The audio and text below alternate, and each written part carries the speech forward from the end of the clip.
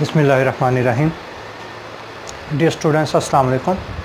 और solid state का एक नया लेक्चर हम आज स्टार्ट करने जा रहे हैं, जिसका नाम है डेंसिटी ऑफ स्टेट्स या डेंसिटी ऑफ मोड्स।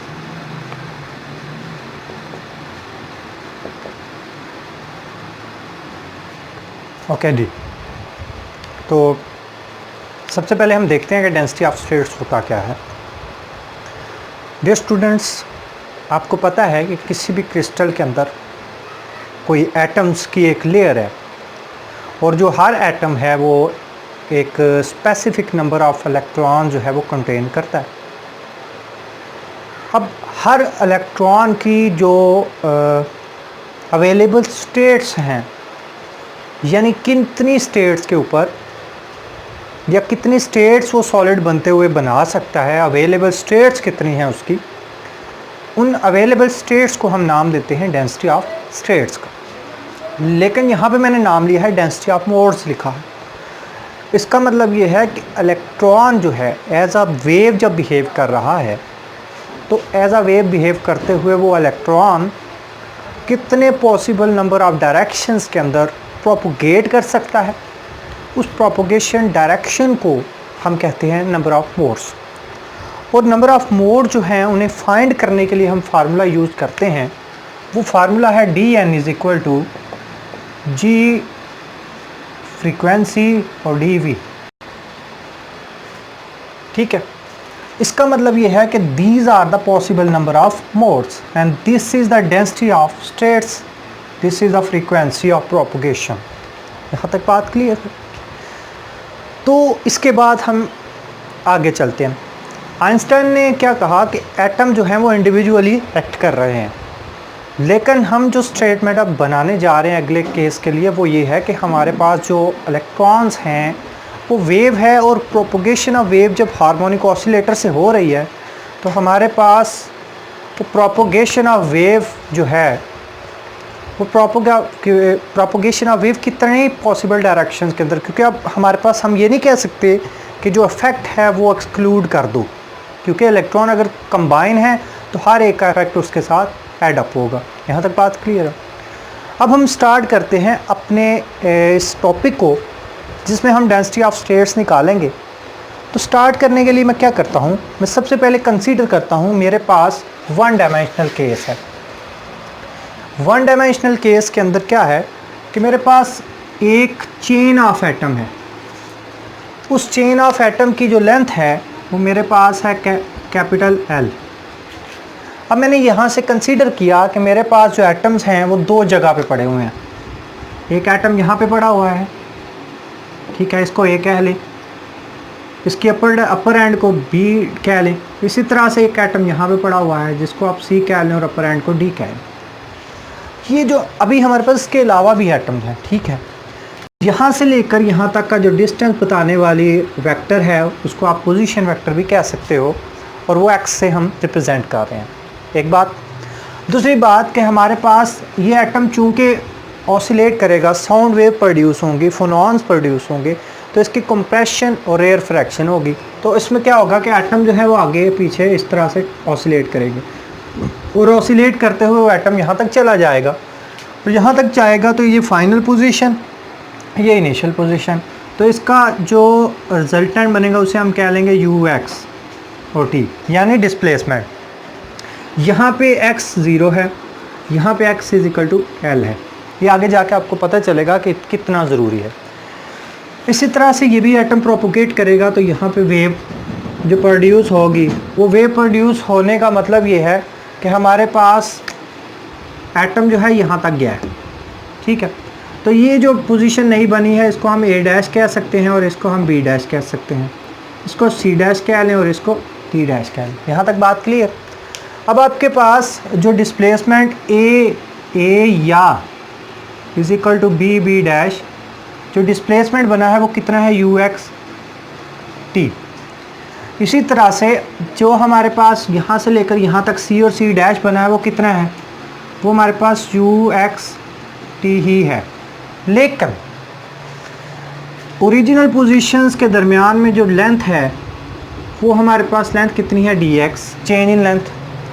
इसका मतलब है उसने इतना डिस्टेंस ट्रैवल किया, लेकिन जब वो इतना डिस्टेंस ट्रैवल कर रहा है तो इसका मतलब है कि जो ओरिजिनल डिस्प्लेसमेंट था उसके अंदर भी टाइम और पोजीशन के लिहाज से कोई चेंज आया है, इसलिए हम उसको लिख लेते हैं पार्शियल यू और पार्शियल एक्स और divide multiply by x D x. यहाँ तक बात क्लियर है।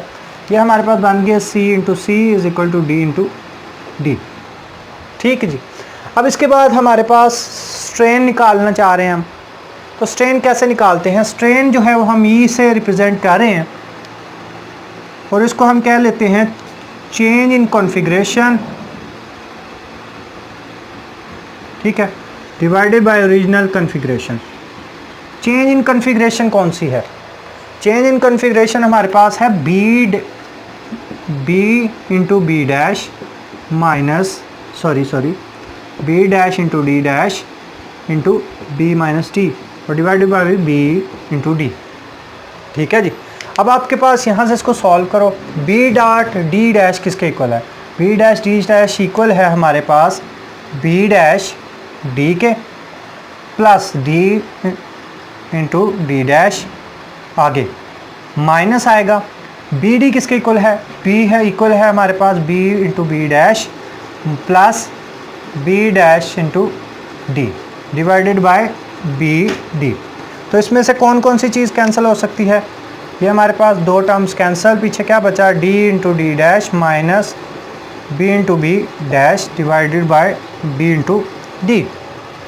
तो डी इंटू डी डैश किसके इक्वल है? डी इंटू डी डैश वो इक्वल है डिस्प्लेसमेंट, वो यानी हमारे पास इसके इक्वल है। ये देखें U X T plus U X T divided by partial X D X और minus B into B dash is equal to original displacement U X T divided bye D x. तो इसमें से cancel होने वाली terms को cancel कर लेते हैं। ठीक है जी। कैंसिल होने वाली टर्म्स को हम कैंसिल करते हैं। पीछे हमारे पास ये भी कैंसिल, तो पीछे क्या बना? हमारे पास स्ट्रेन क्या बचा? स्ट्रेन बचा you X T divided bye x. ये हमारे पास स्ट्रेन की वैल्यू है। अच्छा जी, अब स्ट्रेन की वैल्यू हमें नहीं चाहिए, हमें चाहिए वेव इक्वेशन। तो वेव इक्वेशन बनाने के लिए हम क्या करते हम करते ये हैं कि हम यंग मॉडुलस कंसीडर करते हैं y है, तो हमारे पास यंग मॉडुलस का फार्मूला बनेगा f ओवर e। तो अब हमारे पास ये लिखा जा सकता है f is equal to Y E, यानी अगर इसको यंग मॉडुलस के साथ मल्टीप्लाई कर दो इक्वेशन नंबर 1 को, तो आपके पास क्या वैल्यू बन जाएगी? वैल्यू आपके पास बन जाएगी फोर्स की। अब आपके पास स्ट्रेन निकालो वन एंड के ऊपर, स्ट्रेन ऑन लेफ्ट हैंड। तो लेफ्ट हैंड के ऊपर स्ट्रेन क्या है? जो ओरिजिनल स्ट्रेन है E1x। और स्ट्रेन राइट हैंड के ऊपर क्या है? स्ट्रेन ऑन राइट हैंड, वो हमारे पास आएगी E1x plus partial E1 over partial x और dx। अब फोर्स एक एंड के ऊपर जो फोर्स है वो इसकी जो फोर्स होगी, फोर्स F1 जो है लेफ्ट हैंड के ऊपर, वो कितनी है? y into E1x।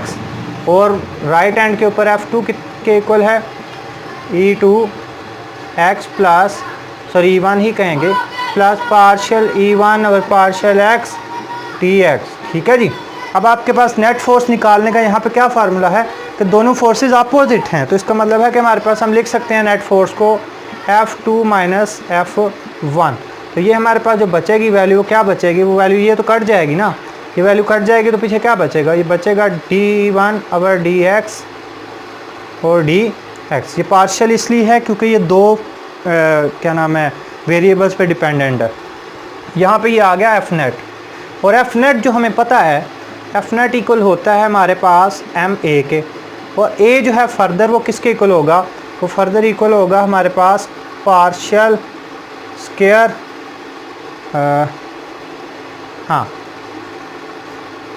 Partial square U over partial T का स्क्वायर। यहाँ पे एक चीज़ करेक्ट कर लें, ई की वैल्यू लगा दें यहाँ पे, तो बन जाएगा पार्शियल यू और पार्शियल एक्स डी एक्स। ठीक है जी। अब आपके पास अगर मैथ को डेंसिटी की फॉर्म में कन्वर्ट करूँ तो डेंसिटी किसके इक्वल होती है, मैथ पर यूनिट वॉल्यूम। और वॉल्यूम को फर्दर आप एलेबोरेट करें तो वो बन सकता है ए डी एक्स। ठीक है जी।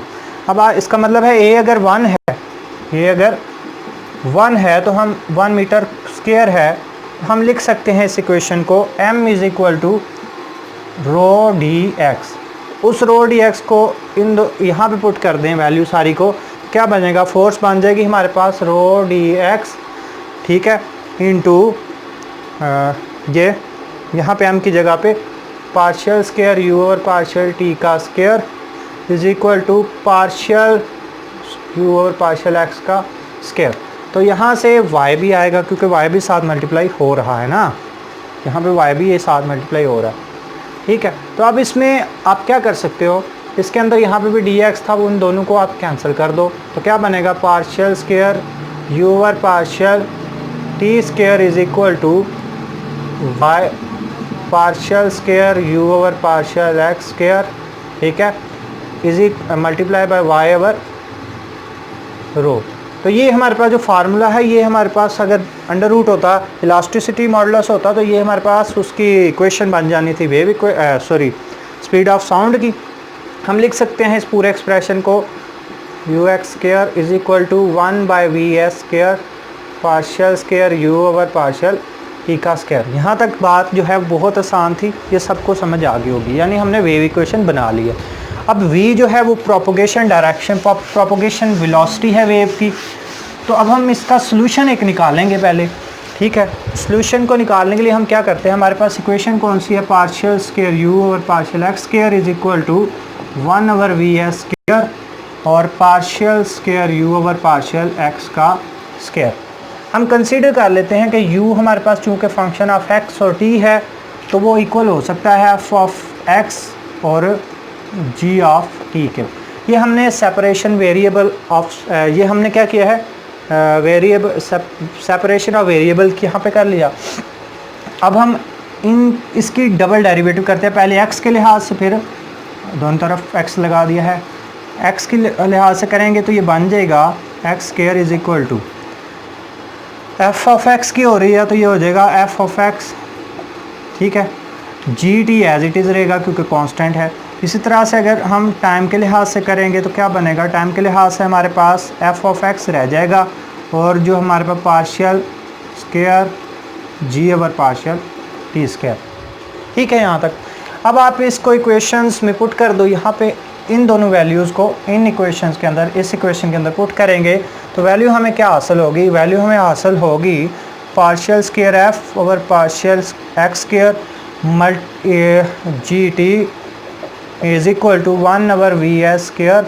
ठीक है, पार्शियल f ऑफ x और partial partial square f of x over partial x। ये गलत नहीं कर दिया, हमने कर दिया है कैसे कि हमने यहाँ पे जी टी लगाया था, partial g over partial t square. लेकिन यहाँ पे चूँकि डिपेंडेंट एक ही वेरिएबल है तो हम इस d को, पार्शियल को d के फॉर्म के अंदर लिख सकते हैं, ऐसा ही है ना। अब हमारे पास डिपेंडेंट सिर्फ एक वेरिएबल पे है। हाँ, यहाँ तक बात क्लियर है। अच्छा, अब आप दोनों साइड्स को f ऑफ t और gt के साथ f ऑफ x और g ऑफ t के साथ डिवाइड कर दो। जब इसके साथ आप डिवाइड करोगे तो आपके पास क्या होगा, यहाँ पे आपकी टर्म जो है वो कट गई, यहाँ पे आपके पास gt कट गया, मल्टीप्लाई इधर कर लो, vs को भी इधर ले आओ, तो क्या बन जाएगा, हमारे पास इक्वेशन बन जाएगी vs स्क्वायर डिवाइडेड बाय हाँ कहाँ पे गड़बड़ की हमने, हाँ जी यहाँ पे f ऑफ x है ना, तो f ऑफ x ठीक है, vs over f of x is और हमारे पास इक्वेशन बनी D square f over D x का स्क्वायर इज इक्वल टू, हाँ जी 1 ओवर जी टी। ठीक है, और D square f over D D square G over D T का स्क्वायर। तो इसमें कोई चीज़ हमारे पास कम तो नहीं है, सारी चीज़ें ठीक है। अब ये इक्वेशन आप देखो तो इक्वल लिखी जा रही है, लेकिन ऐसा पॉसिबल नहीं है। क्यों? ये जो f है ये वेरिएबल है x का, ये जो g है ये वेरिएबल है g की t की। तो अब ये दोनों ऑपोजिट हैं, दोनों बराबर नहीं हैं, दोनों हमारे पास एक वेरिएबल पे डिपेंडेंट ही नहीं है, तो कैसे वो इक्वल लिख सकते हैं? हाँ, एक सूरत है कि अगर मैं इन दोनों को माइनस ओमेगा स्क्वायर यानी किसी नए कांस्टेंट के इक्वल लिख दूं तो ये दोनों एक दूसरे के बराबर हो सकते हैं। तो हम इसको दोनों को अलग-अलग लिख लेते हैं। अलग-अलग लिखते हैं तो क्या बनेगा? ये बन जाएगा V S square is equal to F of X D square F over D x का square is equal to minus omega square. ठीक है जी। अब इसी तरह दूसरे एंड के ऊपर हम बात कर लेते हैं, वो बन जाएगा 1 over G T D square G over D T का square is equal to minus omega square. हम इसको बारी बारी अब सॉल्व करेंगे। ठीक है, बारी बारी जब सॉल्व करेंगे तो हमारे पास क्या होगा? हम पहले इसको सॉल्व करते हैं। इसको सॉल्व करने के लिए पहला स्टेप जो है वो आप ये करो कि आप पॉजिटिव बना दो ओमेगा को, एफ ऑफ एक्स, ठीक है, into d square F over D x का स्क्वायर, ठीक, plus omega square is equal to 0। ये इक्वेशन देखी नज़र लग रही होगी आपको। ठीक है, अब इसमें बटे में आप क्या करें, इसके साथ इसका रेसिप्रोकल यहाँ पे मल्टीप्लाई कर दो दोनों साइड पे, तो क्या बन जाएगी इक्वेशन बन जाएगी D square F over D x square plus omega square by v S square into F of x. ये हमारे पास एक इक्वेशन बन गई है double order differential, second order differential equation. तो इसमें होता ये है कि आप लिखते किस तरह हो इसके सोल्यूशन। इसका सोल्यूशन लिखने का सिंपल तरीका ये है कि आपके पास जो कांस्टेंट्स हैं, दो कांस्टेंट्स आएंगे, वो इस तरह से आप लिखोगे a1 sine of theta into this is the constant, ये बन जाएगा v ओवर वी एस। यहाँ पे वी एस वेलोसिटी है, आगे चल के थोड़ा सा कन्फ्यूजिंग होना है आपने, इसलिए पूछना बता रहा हूँ। और वेरिएबल कौन सा है? x, p1 cos omega over we s x is equal to 0 लिखा जा सकता है। अब इसको g के लिए सॉल्व करो तो gx किसके इक्वल होगा, gt किसके इक्वल होगा? वो बन जाएगा यही इक्वेशन a2 साइन, लेकिन उसके अंदर हमारे पास देखो कोई कांस्टेंट नहीं है, तो इसका मतलब है कि हमारे पास वो सिर्फ एक gt है ना, ओमेगा वो सिर्फ बनेगा omega t plus b2 cos omega t। ठीक है, इसको पुट कर दें कहाँ पे पुट करना है? u x t के अंदर। ये इक्वेशन यहाँ पे आप इन दोनों को पुट करेंगे तो ये बन जाएगा a1 sine of theta omega over we s x plus b2 sine of theta sorry b1 cos of omega by v s x into multiply लगा रहा हूँ क्योंकि यहाँ पे मैंने थोड़ी सी जगह छोड़ी नहीं है। तो अब हमारे पास a2 हमारे पास क्या बनेगा? Sine omega t plus b2 cos omega t। Clear?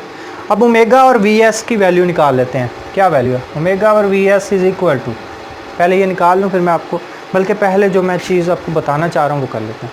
अब आपने क्या करना है कि आपने x की वैल्यू निकालनी है कहाँ पे? 0 के ऊपर, एक्स एल है। ये दो बाउंड्री कंडीशंस है जिसके ऊपर आपने यू एक्स की वैल्यू पोजीशन के लिए निकालनी है। जब आप x 0 पुट करते हो, जब आप x is equal to 0 put करते हो तो क्या होगा? x is equal to 0 put करोगे, ये सारी टर्म क्या हो जाएगी? 0 हो जाएगी। ऐसे ही है ना? पीछे इक्वेशन क्या बनी? इक्वेशन बनी b1 है ना, a1 तो आपके पास 0 हो चुका है, तो b1 हमारे पास 1 आ गया, b1 इज इक्वल टू 0। ठीक हो गया जी। अब आपके पास जब इसको आप सॉल्व करोगे, जब आप x को l लिखोगे तो x को l लिखोगे, ये वाली टर्म तो आपके पास 0 हो चुकी है ड्यू टू दिस।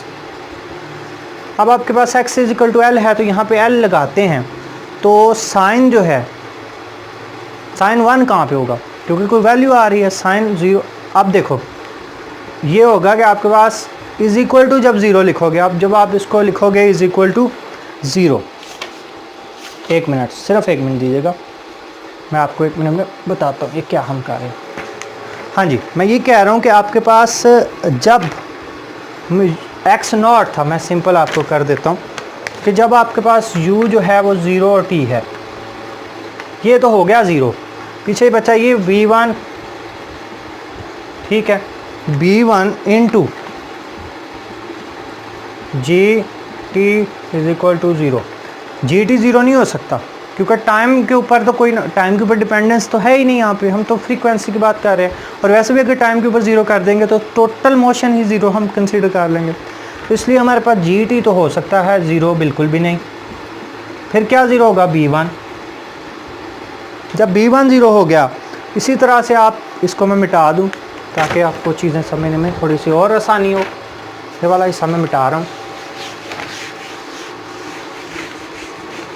हाँ जी, जब दूसरा हिस्से की हम बात करेंगे,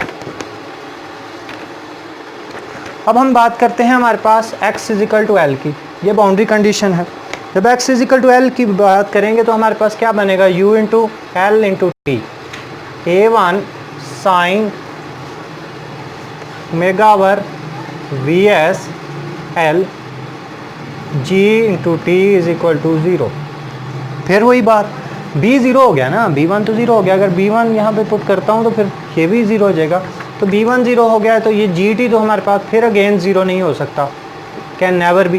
तो हमारे पास क्या बचेगा, ऑप्शन बचेगा या a1 0 हो या साइन, a1 0 नहीं होगा, ओवरऑल x मोशन ही 0 हो जाएगी, फिर पोजीशन x के ऊपर कोई मोशन नहीं कंसीडर होगी, सही है ना, x के ऊपर कोई चीज़ कंसीडर ही नहीं होगी। तो इसका मतलब है sine omega over we s l is equal to 0। तो इसको थोड़ा सा हम सॉल्व कर लेते हैं, कर लें।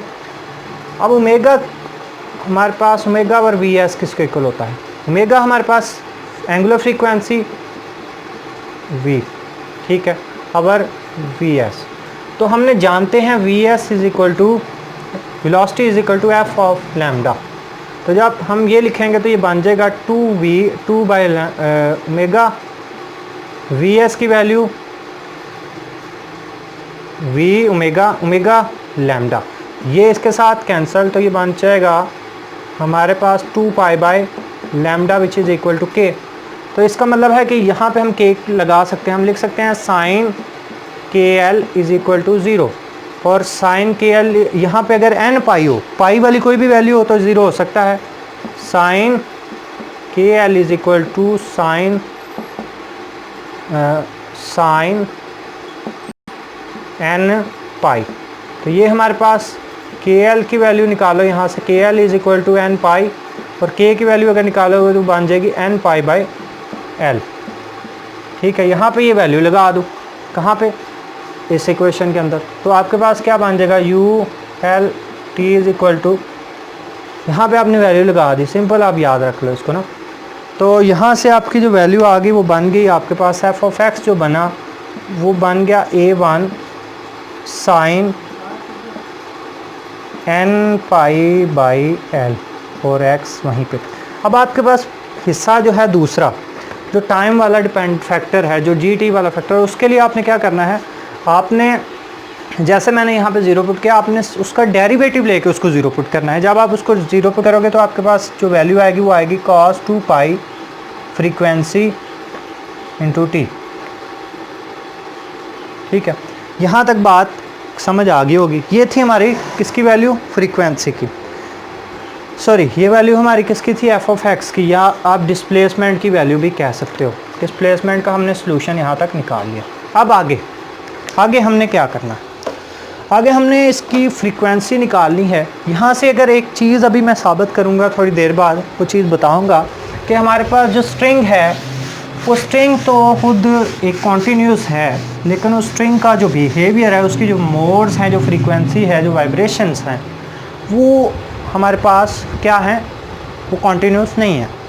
तो इसमें हमारे पास k की वैल्यू क्या थी, k की वैल्यू हमने लिखी n पाई बाई l, वैसे के की वैल्यू क्या होती है 2 पाई बाय लैम्डा। ठीक है जी, पाई पाई से कैंसल, 1 बाय लैम्डा किसके इक्वल आया, 1 बाय लैम्डा अगर आप देखो तो किसके इक्वल आ रहा है, 2 इधर जाकर मल्टीप्लाई हो रहा है n ओवर 2l के। यहाँ तक बात क्लियर। अब देखो 1 by lambda, lambda is equal to v is equal to f lambda, और 1 बाय v ओवर एफ किसके इक्वल हुआ, लैम्डा के। तो यहाँ पे क्या बना, यहाँ पे हमारे पास 1 बाय लैम्डा किया तो ये frequency divided by velocity n over 2l हो गया। और जब इसको v की वैल्यू यहाँ से निकालनी चाहिए तो हमारे पास वैल्यू आई n over 2l into V S. Clear जी। हाँ जी, अब देखें ये फ्रीक्वेंसी मोड बता रहा है, ये आपने इस तरह की फ्रीक्वेंसी एफएससी में भी की हुई है। तो अब आपके पास यहाँ से क्या बता रहा है, अगर मैं v की वैल्यू 1 रखूँ तो हमारे पास ये वैल्यू क्या हो जाएगी, वी एस वी है ये 2l। अगर इसी तरह से वी एन 2 करें तो हमारे पास वैल्यू आएगी 2v1 म्यू 1। यानी इसका मतलब ये है कि जो हमारे पास मोड्स हैं वो कुछ इस तरह से बने। अगर हम रिलेशन देखें, ये हमारे पास नंबर ऑफ पॉसिबल मोड्स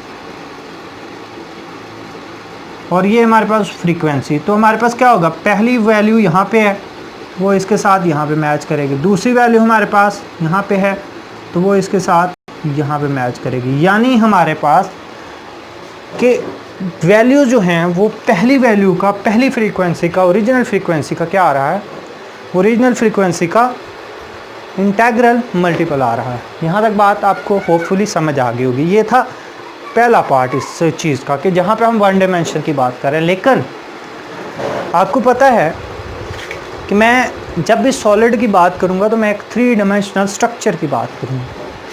उस 3 डायमेंशनल स्ट्रक्चर की जो वेव इक्वेशन है, ये मैं सारा मिटा रहा हूँ उसको लिखने के लिए। वो 3 डायमेंशनल वेव जो है वो हमारे पास क्रिस्टल के अंदर 3 नंबर ऑफ पॉसिबल मोड्स के अंदर प्रोपोगेट करेगी। एक मोड उसका लॉन्गिट्यूडनल वेव होगा, 2 मोड्स उसके ट्रांसवर्स होंगे। वो हम लिख लेते हैं। 3 डायमेंशनल सॉलिड के लिए जो वेव इक्वेशन होती है वो वेव इक्वेशन होती है partial u over partial x का square plus partial u over partial y का square plus partial u square z का square is equal to 1 over velocity longitudinal और पार्शियल, हाँ क्या था, u ओवर पार्शियल t का स्क्वायर। ये था लॉन्गिट्यूडनल पार्ट। ट्रांसवर्स पार्ट की बात करते हैं। Transverse part partial x square, उसी तरह से मैं रिपीट कर रहा हूँ उसको, ठीक है, तो समझ जाना। लाइक फैक लोग हैं, 1 ओवर वी ट्रांसवर्स का square partial square u over partial t का स्क्वायर। हाँ जी, अब इसको सॉल्व करें। सॉल्व करने का तरीका क्या है, वेव इक्वेशन निकालना सिखा दिया है। वेव इक्वेशन निकाल नहीं रहे हम लिख लेते हैं u x t is equal to a1 a sine of theta n pi by l x cos frequency cos 2 pi frequency into t. यहाँ पे लॉन्गिट्यूडनल के लिए कर रहे हैं। अब डबल डेरिवेटिव इसका लेना आपको पता है x के लिहाज से कैसे आएगा, y के लिहाज से। ये x y z के लिहाज से आपने अलग-अलग लिखना है। यहाँ पे y के लिए यहाँ पे y आ जाएगा, z के लिए यहाँ पे z आ जाएगा, या मैं इसको r लिख देता हूँ सिंपल, ताकि आपको पता चल जाए कि मैं r क्यों लिख रहा हूँ। ठीक है, पोजीशन हमारे पास का मतलब है कि जब आप इसको x के लिहाज से करोगे, x के लिहाज से डबल डेरिवेटिव में कर लेता हूँ, बाकी को मैं एज इट इज़ लिख दूँगा। ठीक है, तो ये बन जाएगा a as it is, sine पहले एक दफ़ा कॉज में कन्वर्ट हुआ, ऐसे ही है। जब कॉज में कन्वर्ट हुआ तो ये हमारे पास वैल्यू बची पाई एल।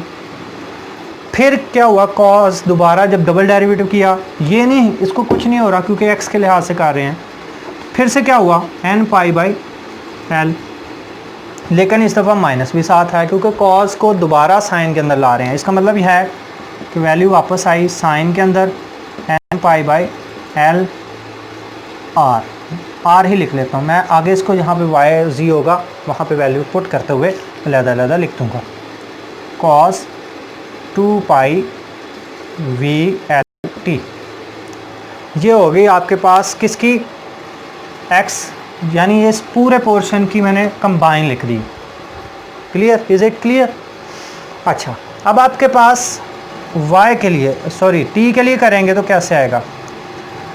t के लिए सारा कुछ एज इट इज़ रहने दें, लेकिन मैं आपको एक गलती बता रहा हूँ, सॉरी फॉर मिस्टेक, वाकई ही हम ऐसा नहीं कर सकते। मैंने एक गलती की है यहाँ पे कि मैंने x के लिहाज से लिख दिया है। इसको थोड़ा सा दोबारा मैं चेंज कर रहा हूँ क्योंकि मुझे तीनों के लिहाज से लिखना पड़ेगा। मैं अब 3 की बात कर रहा हूँ ना, मैं अब इसको r कहूँगा, तो इसको r कहूँगा तो मेरे पास बनेगा a sine of N x pi by L X and sign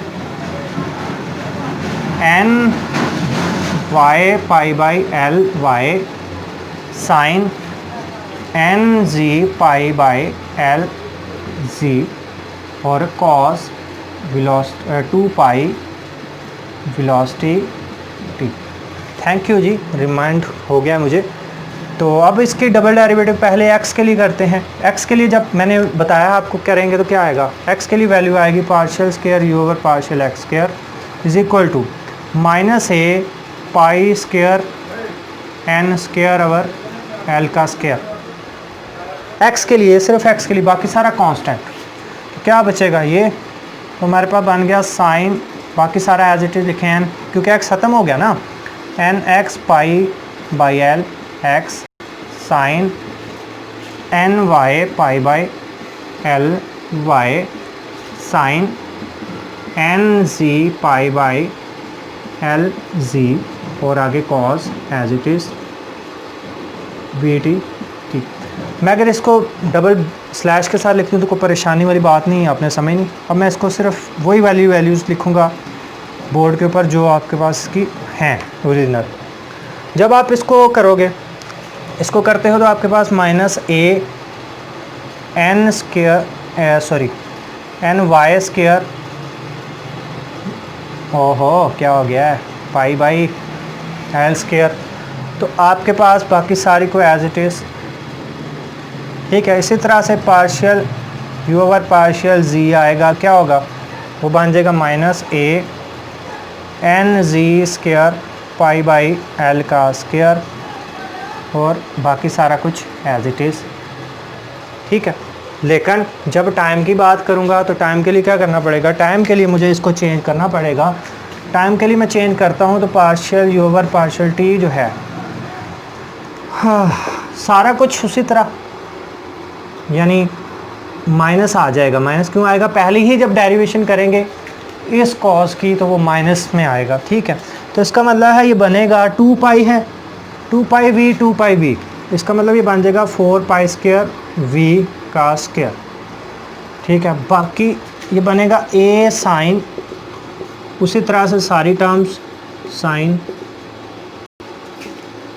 ठीक है, और आखिर पे cos 2 pi V t T, ठीक है। जगह थोड़ी होने की वजह से और टाइम शॉर्टेज की वजह से मैं थोड़ा सा इसको स्किप कर रहा हूँ। यहाँ तक किसी को बात कंफ्यूज नहीं कर रही होगी, मुझे होप है। ये फ्रीक्वेंसी है, क्या किया, सिर्फ डेरिवेशन की है। पहले डबल डेरिवेटिव लिया है इसका टी के लिहाज से, इसका फिर एक्स के, पहले एक्स के लिहाज से लिया है, तीनों वेरिएबल्स के लिहाज से, फिर हमने उसको टी के लिए लिया।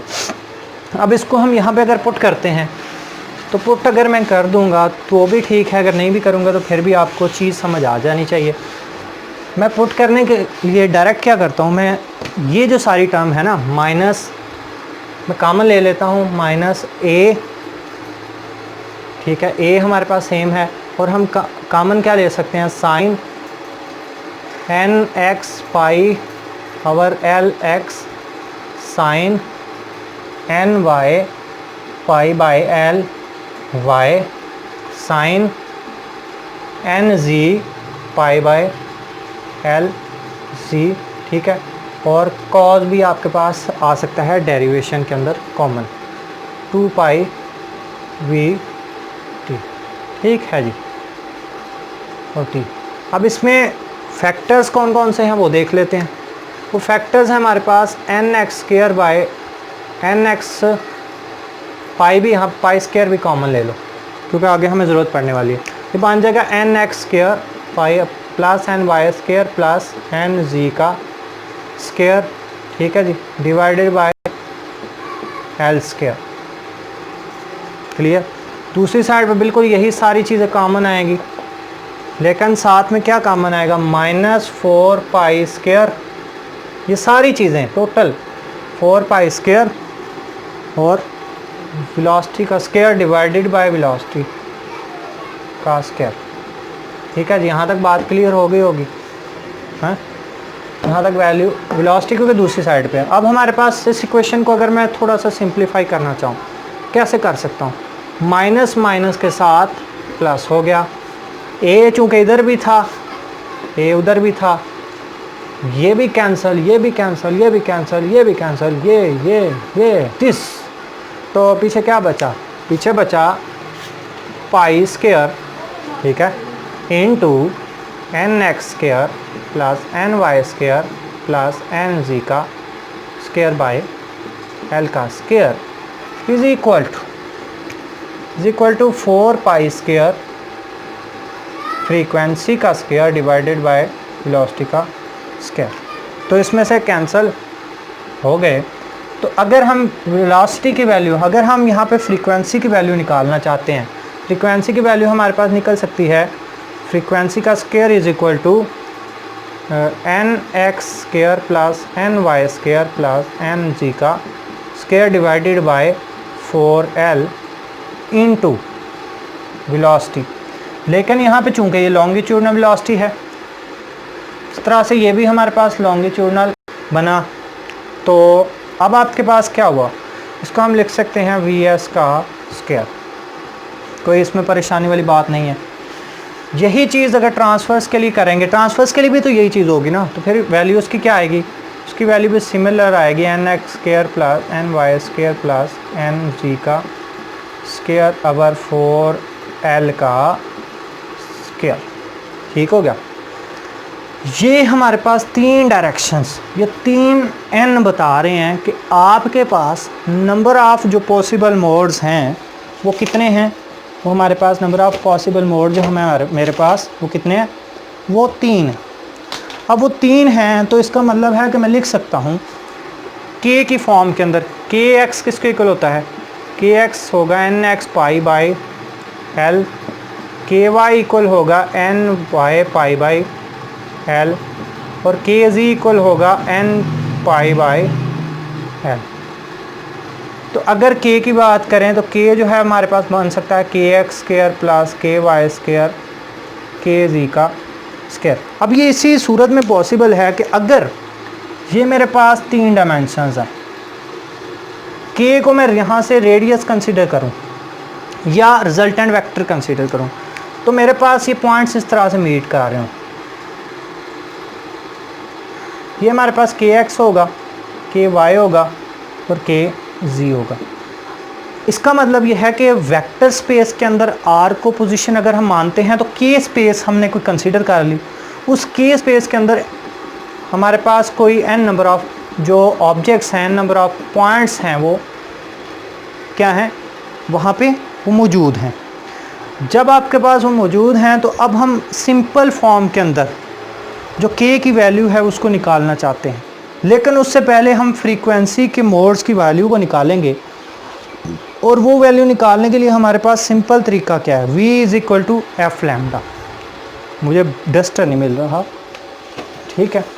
अब हमारे पास जो पॉसिबल वैल्यू है, सिंपल वैल्यू है इन टर्म्स ऑफ k। अगर यहाँ पे देखो तो k की टर्म्स में वैल्यूज़ नहीं है, लेकिन अगर k की टर्म, क्योंकि स्पेस k है हमारे पास, k स्पेस यानी k पॉइंट्स वे वेक्टर स्पेस की फॉर्म के अंदर वेक्टर डिस्ट्रीब्यूटेड हैं, तो हमारे पास जो वैल्यू है फ्रीक्वेंसी की वो भी तो हमें इन दी फॉर्म ऑफ k ही चाहिए, ताकि हम बता सकें कि किसी k स्पेस के अंदर जो मोड ऑफ वाइब्रेशन है, जो प्रोपोगेशन डायरेक्शन है, वो किसी क्रिस्टल की कैसी है।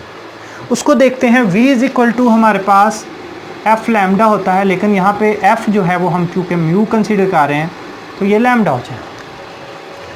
यहाँ पे अगर आप देखो तो क्या हो सकता है, यहाँ पे आप लैम्डा 1/λ भी लिख सकते हो, ठीक है। अब आप इसको थोड़ा सा मैं सॉल्व करने की तरफ जा रहा हूँ।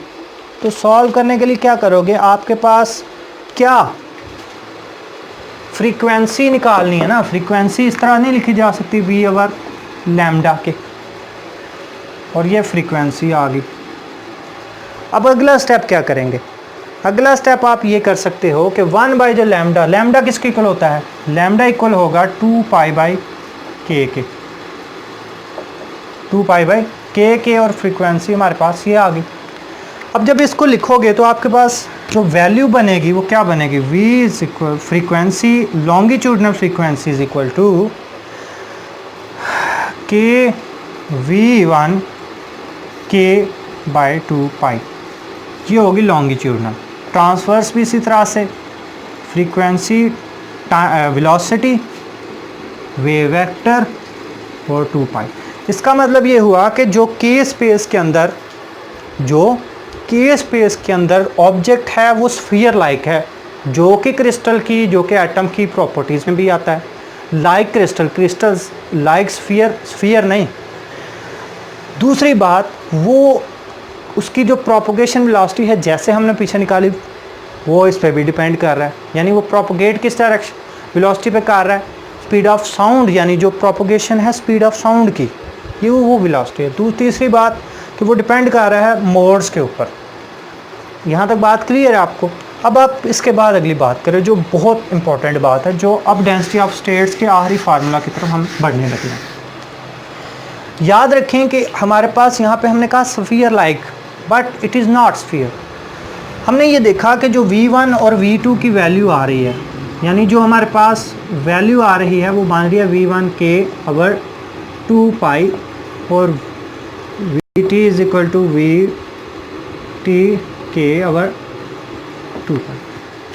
तो जो क्रिस्टल यहाँ पे अगर रेडियस मान लिया जाए r, तो जो पॉइंट्स हैं वो स्प्रेड हुए हुए हैं किसी ऑक्टेंट के अंदर, किसी ऑक्टेंट के अंदर, और उस ऑक्टेंट का वॉल्यूम जो है, मैंने वो बता दिया आपको कि क्यों मैं ऑक्टेंट ले रहा हूँ, कि नंबर ऑफ पॉइंट जो है वो स्प्रेड हैं किस में, ऑक्टेंट के अंदर। तो ऑक्टेंट का जो रेडियस होता है वो 1/8 होता है, किसके रेडियस से,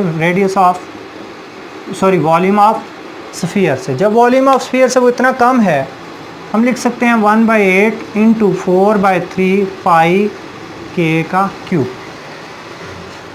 इज इट क्लियर।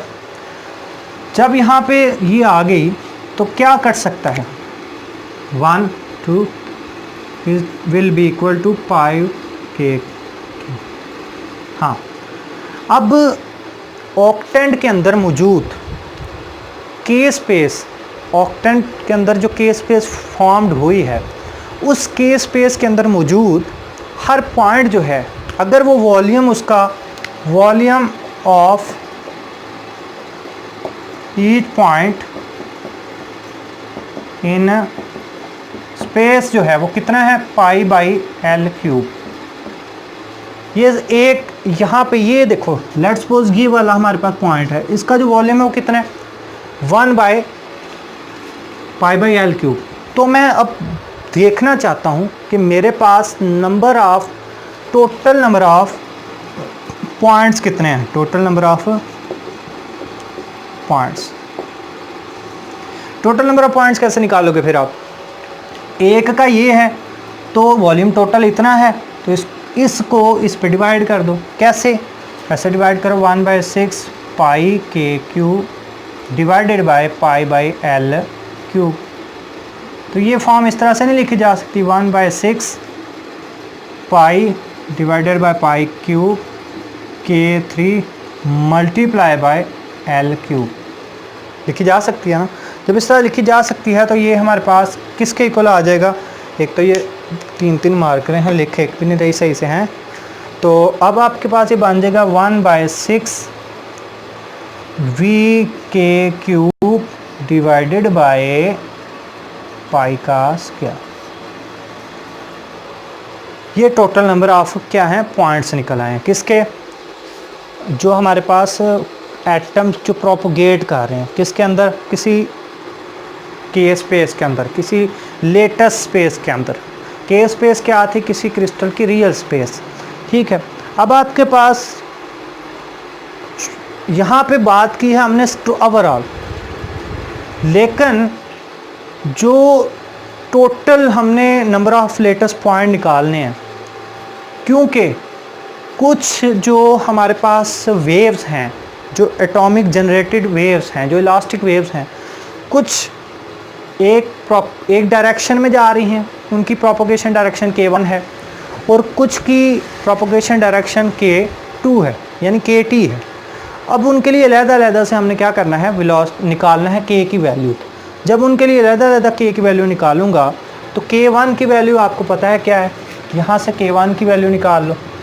k1 की वैल्यू यहाँ से निकालोगे तो वो बन जाएगी k1 is equal to 2 pi frequency of longitudinal divided by v1, और kt जो है वो निकालोगे, क्योंकि बात समझ आ रही है ना क्यों कर रहा हूँ, क्योंकि प्रोपोगेशन जो है 3 मोड्स के अंदर है। 2 मोड्स ट्रांसवर्स ले रहा है, एक मोड कौन ले रहा है, लॉन्गिट्यूडनल। तो अब आपके पास 2 पाई vt ओवर vt, यहाँ पे आप इसको पुट कर दो अलग-अलग से।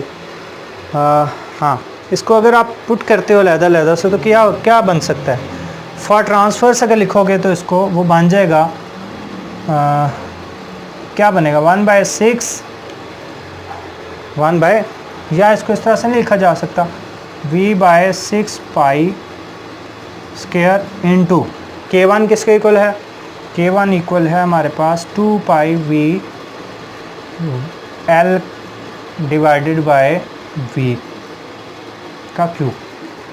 यहाँ तक बात होपफुली क्लियर होगी। इसी तरह से दूसरी बात, दूसरे के लिए भी लिखोगे तो वो भी इसी तरह से लिखा जाएगा, सिर्फ फ़र्क क्या आएगा, पाई स्क्वायर और 2 pi V T divided by V T का क्यूब। अब यहाँ पे इन दोनों को चूँकि ऐड करना है तो अब आप इनको ऐड करेंगे, ऐड जब करने लगोगे तो आप ऐड करोगे तो इसकी जो वैल्यू आनी चाहिए वो वैल्यू मैं आपके सामने लिख रहा हूँ डायरेक्ट। करना क्या है, सिर्फ इनको ऐड कर देना आपने। ऐड करना है कैसे, वो भी मैं ही कर देता हूँ। हाय, ऐड करने के लिए जब आप इसको 8 पाई क्यूब जो है वो कॉमन आ जाएगा, दोनों में है, डिवाइड कर जाएगा दोनों में 6 पाई स्क्वायर के साथ, ठीक है। v भी हमारे पास आता रहेगा, फ़र्क किस का है, v और vt का। तो इसका मतलब है कि 1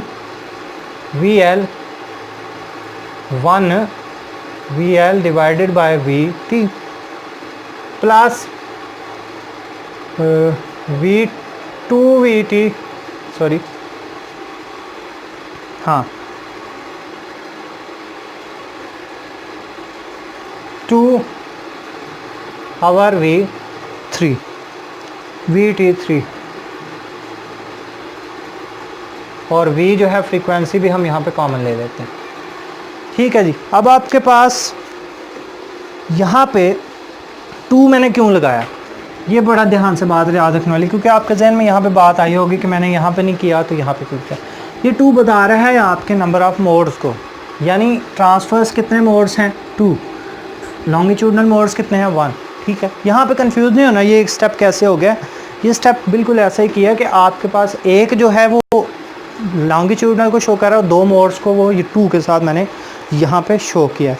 तो अब आपके पास ये वैल्यू जो बता रही है, वैल्यू है क्या, ये वैल्यू हमारे पास total number of possible modes को बता रहा है, यानी डेंसिटी ऑफ मोड्स बता रही है। जब इसको सॉल्व करोगे तो इसको सॉल्व करने के बाद आपने ये बन जाएगा 3 by v, sorry for that, यहाँ पे भी 3 आएगा ना, तो ये वैल्यू जो है मैं डायरेक्ट लिख रहा हूँ, ये वैल्यू मैं लिख रहा हूँ 3 by v3 is equal to 1 by v3 plus 2 by v3। ये मैंने मीन वैल्यू निकाल लिया, किसकी, ट्रांसफर्स और लॉन्गिट्यूडनल मोड्स की जो मीन वैल्यू आएगी वो मैंने यहाँ पे निकाल लिया। तो अब आपने करना क्या है, इसके साथ यहाँ पे ये वैल्यू जब आप पुट करोगे तो मैं उसको डायरेक्ट लिख रहा हूँ, वो वैल्यू बनेगी G V is equal two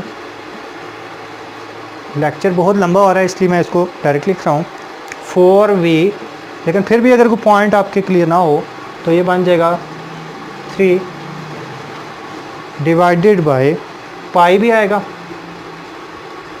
divided by v3। मेरे ख्याल में पाई का यहाँ पे क्यूब ही आना चाहिए। हाँ जी, नहीं पाई ही आएगा क्योंकि देखो ना ये नज़र आ रहा है आपको। हाँ जी, अब आपके पास अगर नंबर ऑफ मोड्स निकालने हैं तो नंबर ऑफ मोड्स तो कहते हैं वो हमारे पास किसके इक्वल होते हैं, जी वी इंटू डी वी के। दोनों साइड्स के ऊपर डी वी के साथ मल्टीप्लाई कर दो, G V into D V is equal to 4v cube divided by v3। ये वॉल्यूम है, ये फ्रीक्वेंसी है, ये वेलोसिटी है। अब आपके पास क्या गलती कर रहा हूँ, हाँ बताता हूँ। तो यहाँ पे अगर मैं dv की बात करता हूँ, डेंसिटी, क्योंकि दोनों तरफ आप डिफरेंशियल लोगे ना, तो जब आप डिफरेंशियल लोगे तो यहाँ पे मल्टीप्लिकेशन होगी 3v2, ठीक है, और dv डिवाइडेड बाय v3, ये वैल्यू आएगी ना। तो अब आप इसमें डायरेक्ट क्योंकि वैल्यू पुट की जा रही हैं तो मैं आपको सिर्फ समझाने के लिए यहाँ पे वैल्यू लिख देता हूँ। वैल्यू बन जाएगी 12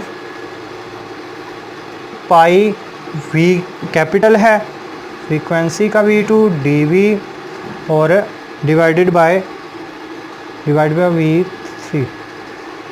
हाँ जी, लेकिन अगर इसी तरह से आप लिखना चाहो तो आप इसको यहाँ पे सॉल्व करके लिख सकते हो। और वो लिखोगे कैसे, आप लिखोगे 4 pi v into 1 by v3। ओहो गलतियाँ ही हो रही हैं, sorry, v3 plus 2 over v3, sorry 2 over v3 into v square d v. यानी मैंने क्या किया है कि ये जो फ्रीक्वेंसी है, ये जो 3v बना था, इसमें से 3 कॉमन लेके उसको दोबारा से इन दी फॉर्म ऑफ फ्रीक्वेंसी हमने लिख लिया। यहाँ तक बात क्लियर। अब आपके पास dn है, ये जो वैल्यू है ये हमारे पास इस तरह से है, इस तरह से, और यहाँ पे जो पहली वैल्यू है उसको v कह लें और दूसरी जो वैल्यू है हमारे पास v प्लस डी वी है। यानी हम वैल्यू जो कैलकुलेट कर रहे हैं वो इस रीजन के ऊपर कर रहे हैं जहाँ पे वो v और v plus v into d plus v के। इसका मतलब ये हुआ कि जहाँ पे भी क्रिस्टल होगा, जब वो एक दूसरे के साथ कोलाइड करेंगे, उनके मोड्स जो बनेंगे वो डिपेंडेंट होंगे किसके ऊपर, एक दूसरे की फ्रीक्वेंसी के ऊपर। अब आपके पास अगर यहाँ से मैं आपको कहूँ कि वेलोसिटी निकाल लो, तो अगर total modes, total number of modes, ये तो थे डिफरेंशियल फॉर्म के अंदर। टोटल नंबर ऑफ मोड्स निकालने के लिए क्या तरीका है, टोटल नंबर ऑफ मोड्स हमारे पास इक्वल हुआ करते हैं जो हमारे पास total number of degree of freedoms है, डिग्री ऑफ फ्रीडम्स, और इनकी जो हमारे पास रेंज है जहाँ तक ये वैल्यू मैक्सिमम गई है उस रेंज को डिबे फ्रीक्वेंसी कहते हो। और आपके पास हम कह सकते हैं अगर टोटल नंबर ऑफ मोड्स हमने निकालने हैं dn के, तो किसके इक्वल हैं, g into v d into v 0 to v d is equal to 3n। क्या यही number of mode degree of freedoms नहीं है? तो इस सारे को लिखो, ये किसके इक्वल आ जाएगा, ये इक्वल आ जाएगा 4 pi v1 over v3 longitudinal plus 2 over vt3 into 0 to v d v 2 dv। इसको करोगे ज़रा सॉल्व तो क्या आएगा, 4v/1 by v l cube plus 2 over v t का क्यूब इंटू v3/3, ठीक है, यही आएगा ना। और इसमें d आ जाएगा साथ, क्योंकि डिफरेंशियल रेंज बताई गई है, और बाय 3। तो ये हमारे पास जो वैल्यू आ रही है, यहाँ पे अगर v3 की वैल्यू निकालनी हो तो सारी वैल्यूज़ इधर चली जाएंगी, और यहाँ पे 3n के साथ ही बराबर होगा, ठीक है ना, 3n के साथ ही है ना, इक्वल 3n के था, तो ये सारी वैल्यू उधर चली जाएगी। कैसे, ये वैल्यू vd की अगर मैं निकाल रहा हूँ, vd क्यूब की मैं वैल्यू निकालना चाहता हूँ तो क्या होगा, 3 into 3n divided by 4 pi v into 1 by v l cube 2 over v t square minus 1। ठीक है, तो ये हमारे पास कितने हैं, ये पॉसिबल नंबर ऑफ मोड्स की जो फ्रीक्वेंसी है ये हमने वो उसका क्यूब निकाल लिया। आगे चूंकि अगला टॉपिक जो है डिबे रिलेशन वो इसी से रिलेटेड है, तो इसलिए अगर कोई चीज़ यहाँ पे आपको समझ नहीं आई तो इसका रीज़न यही है कि वो चीज़ मैंने उस तरह से अभी एक्सप्लेन ही नहीं की। वो इसलिए एक्सप्लेन नहीं की क्योंकि मैंने इसको अगले लेक्चर के अंदर फर्दर एक्सप्लेन करना है। ठीक है जी, तो ये हमारा आज का टॉपिक था कि जिसके अंदर हमने डेंसिटी ऑफ मोड्स निकालना सीखे, और क्वांटम में ये डिफरेंट तरीके से निकालते हैं। यहाँ पे हम सिर्फ डेंसिटी ऑफ मोड्स की बात कर रहे हैं, डेंसिटी ऑफ स्टेट नहीं निकाली, वो सब में सेम ही निकलेगी। वो फ्री इलेक्ट्रॉन के लिए और है, यहाँ पे हम कपल्ड मोशन की बात कर रहे हैं। जो फ्री इलेक्ट्रॉन के लिए हम कहीं कभी लेक्चर को ये प्रेजेंट करूँगा, फिर वो भी चीज़ आपको समझ आ जाएगी। थैंक यू जी सो मच, अल्लाह हाफिज़।